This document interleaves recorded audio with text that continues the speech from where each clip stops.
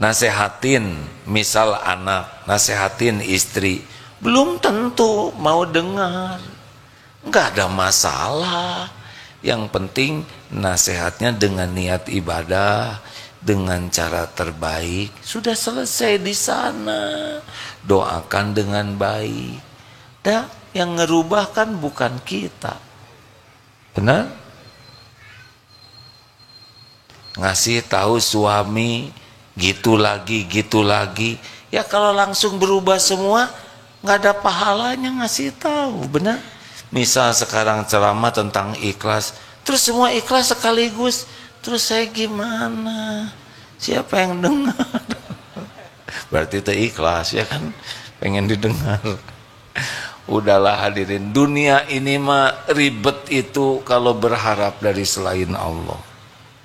Karena apa? Karena itu nafsu di sana dan setan mainnya di sana. Lihat aja, yang tersinggung, jengkel, udah pastilah ngarep-ngarepnya dari selain Allah. Nah, kalau mau mujahadah supaya penguat iman kita lebih cepat, coba mujahadah ini. Berlepas dari cari kedudukan di sisi hati makhluk dan berlepas dari bergantung, bersandar kepada siapapun apapun, termasuk kemampuan diri, ya. Enggak boleh. Tenanglah, saya udah berpengalaman. Terus gitu Teti Soledad kecemplung, ya enggak? Hati-hati, jangan bersandar kepada keahlian. Kita harus belajar, berlatih sebagai saya tidak boleh berharap, sebagai ibadah. Kenapa kita belajar? Ibadah. Apakah belajar menjamin kita? Enggak. Yang menjamin kita siapa? Berlatih bela diri apakah menjamin keselamatan? Enggak. Bersepeda menjamin kesehatan? Maut, ya kan? Semua yang bersepeda meninggal akhirnya. Betul? Makan obat menjamin kesehatan? Tidak. Yang menjamin itu Allah. Makan obat, vitamin, olahraga, perawatan itu diniatkan ibadah. Jadi lebih ringan.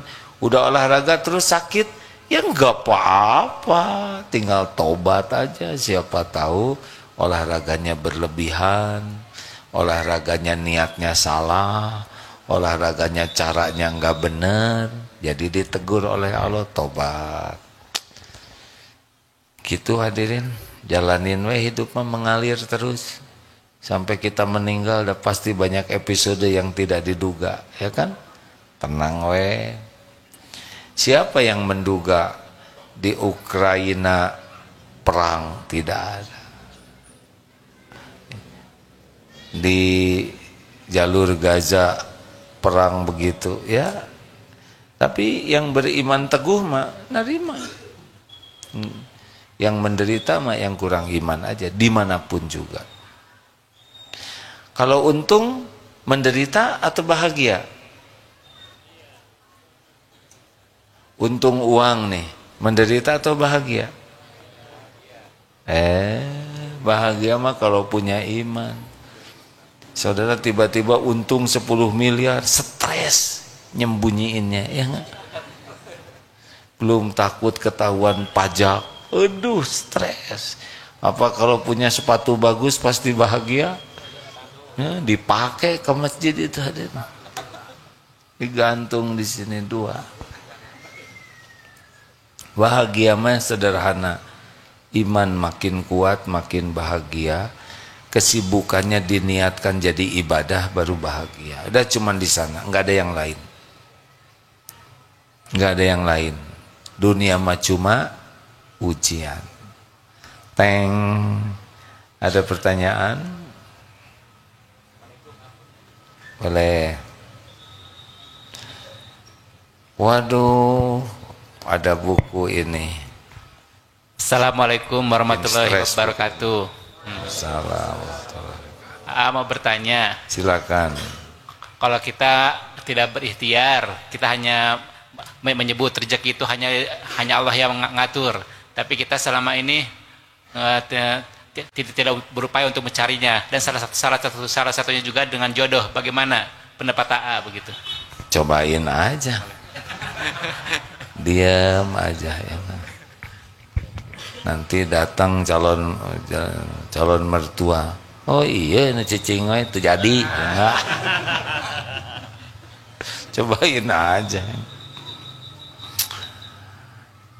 Siapa teh? Dua ulama ya, Imam Syafi'i dengan gurunya yang berbeda pendapat tentang rezeki. Saya mohon maaf kurang akurat kalau tidak begitu tepat, tapi maknanya ya, ini guru dan murid. Kata muridnya harus ikhtiar baru ketemu rezeki. Kata gurunya, kalau kita yakin ibadah kita benar, ikhtiar kita dibimbing Allah, rezeki datang. Lalu muridnya ini ada yang minta tolong metik anggur kalau nggak salah. Akhirnya, wah, ikhtiarlah metikin anggur, dikasihlah hadiah. Oleh nih, saudara sudah ngebantuin anggur hadiah. Tuh kan, kalau ikhtiar mah dapat anggur. Datanglah ke guru beliau, Syekh, kata saya juga harus ikhtiar. Saya kalau tidak kerja gak ada yang ngasih. Nih hasilnya, coba saya nih rasakan. Kasihin aja ke gurunya. Ke gurunya, tuh kan, datang sendiri ya kan. Apa yang membedakan? Makomnya. Kalau gurunya ini selain yakin, waktunya banyak dipakai belajar dan ngajar selain untuk ibadah. Jadi tidak ada waktu yang tersia-sia kecuali untuk patuh ke Allah. Walaupun tidak menjurus ke mengejar rezeki, tapi ikhtiarnya adalah dakwah, ngajar, dan ikhlas, tawakal. Ikhtiar lahir batinnya sempurna. Jadi tidak harus menjurus kepada anggur itu. Didatangkanlah anggur. Jadi gurunya ini tidak diam. Kalau diam juga ada dia, misalkan di masjid culang cileng, maling ya, malah disangka mal.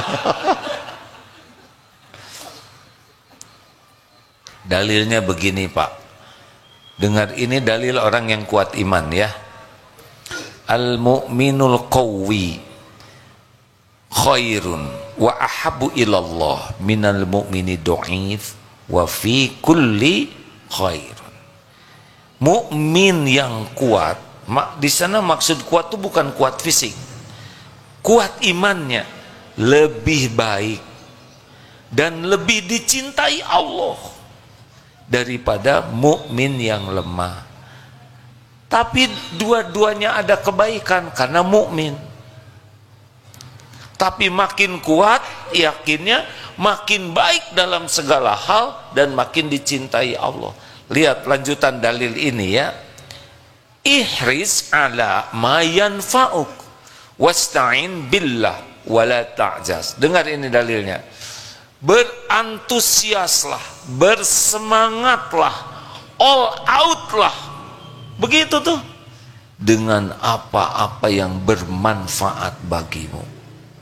Oh, belajar manfaat, kerja manfaat, kerja.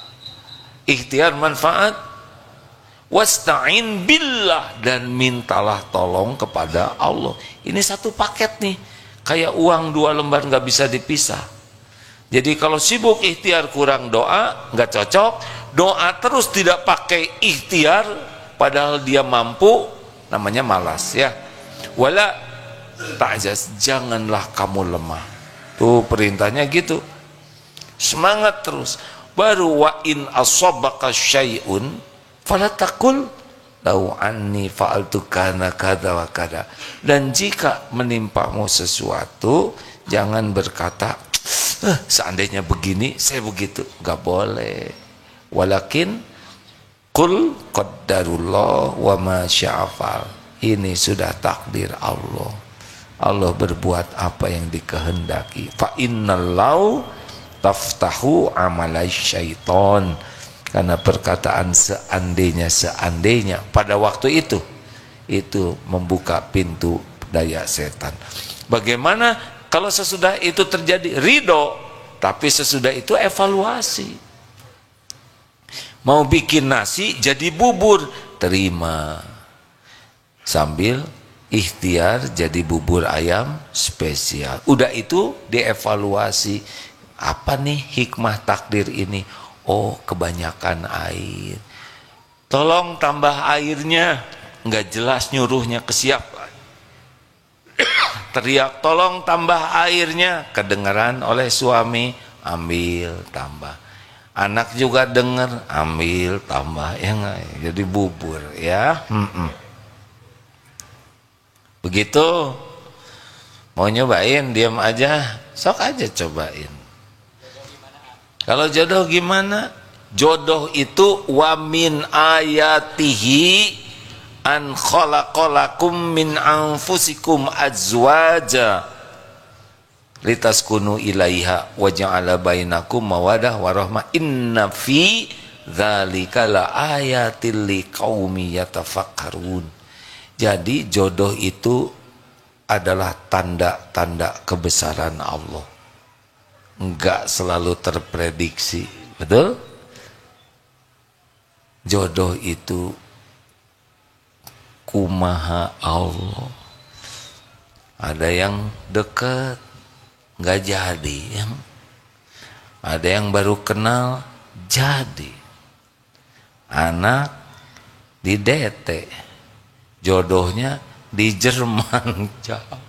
Di sini bukan balatak ya, bergelimpang, bukan bergelimpangan. Apa sih? Bermunculan. Santri banyak, tapi jodohnya jauh ke sana, Pak. Begitulah. Semuanya sebagai ujian. Begitu. Ujian. Saya mengalami banyak ujian. Benar-benar tidak terpikirkan, tapi yakin semuanya akan jadi kebaikan kalau disikapi dengan benar, ya. Jadi gimana Bapak mau jodoh yang mana? Itu tinggal lempar sapu tangan biru ke sana, ya enggak? Nanti ketangkep oleh ikhwan, jadi ikhwan yang jatuh cinta. Ya.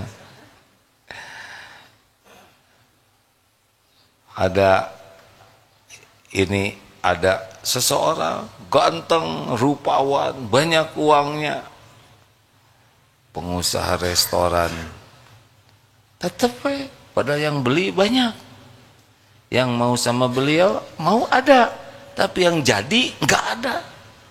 Ujian. Ada dokter juga, rupawan, begitu. Yang naksir banyak, yang jadi belum. Allah yang uji semuanya. Dan tidak tergantung wajah. Kalau yang punya jodoh yang cakep semua, berarti kita nggak punya jodoh dong, ya. Ya benar lagi. Jadi gimana, belum ada sampai sekarang ini teh? Ya? Sudah? Duda. Oh, nggak kuat. Tomboy. Ujian, Pak. Cari yang asli atuh. Yang apa kesulitannya apa sekarang? Enggak, sekarang jadi kurang pede sekarang. Udah nih, akhwat.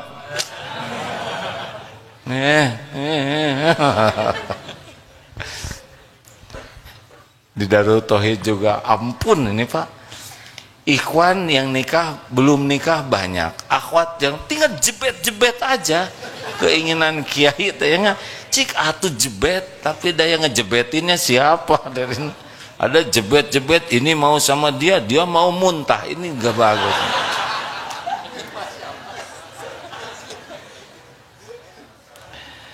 Yang bagus mah istiqoroh, terus ke Allah minta ditunjuki, ya. Silakan, ada lagi. sing segera dapat Pak ya, tapi langkah ke sini sudah tepat insya Allah ya. Jawaban ini membantu menenteramkan tidak? Kan? Kalau enggak ya maksudnya bukan hanya membantu menenteramkan tapi dengan jodohnya sekaligus. Ya sok. Nanti di jalan atau nyegat di sana. Ya.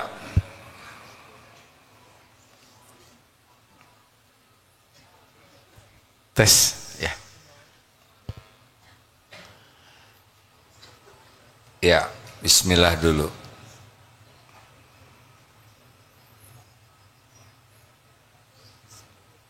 Ya udah, nggak usah ya. Harus pakai mikrofon kan. Ya. Bismillahirrahmanirrahim.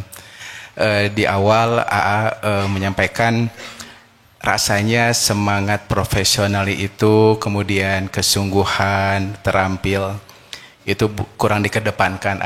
Maksudnya lebih ke tawakal, Allah, takdir, qadarullah gitu ya.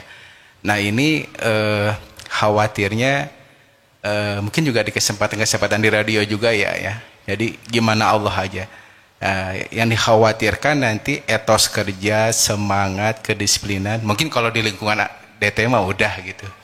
Cuman ini ketika kami diskusi juga di kantor lebih ke pasrahnya gitu. Cuman mungkin hanya sebagai masukan. Alangkah indahnya ketika yang didorong itu sebuah kesungguhan, disiplin, tepat waktu sehingga layaklah kita ini mendapat takdir baik. Itu aja barangkali ya masukan. Syukran. Terima kasih masukannya ya. Nuhun jazakallah.